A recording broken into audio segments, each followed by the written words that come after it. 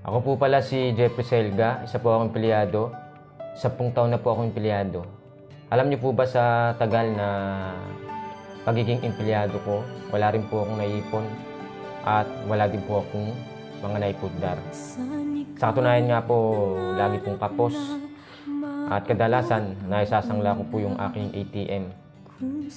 So dahil po dito sa freedom business na na-discover ko po ito, dahil sa pamamagitan nga po nung aking isang kaibigan na inaya po ako doon sa kanilang programa.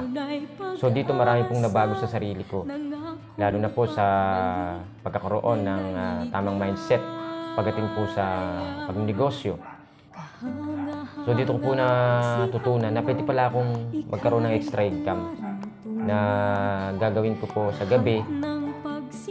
Tapos sa araw naman po magtatrabaho ako. So yun po yung maganda sa kanilang programa, yung Entrepinoy by night. Tapos empleyado sa umaga.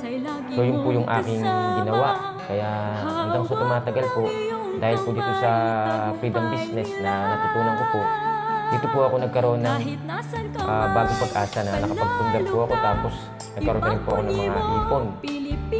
Siyempre tulungan ko din po yung mga kababayan kong OFW. Sinishare ko po sa kanila yung natutunan ko po dito.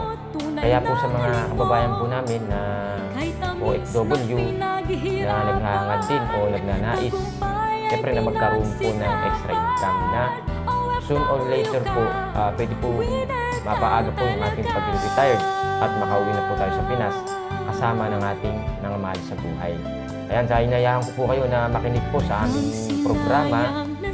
Mag-join po kayo sa aming mga webinar para ma-share po namin sa inyo ano po ba yung sinasabi namin na extra income na pwede po natin gawin at makatulong po ito sa araw-araw hanggang nandiyan po tayo sa abroad. Kaya shoutout po sa ating mga kababayang OFW na lagi po namin sinashout po sa inyo, no? Laban OFW, preach your life!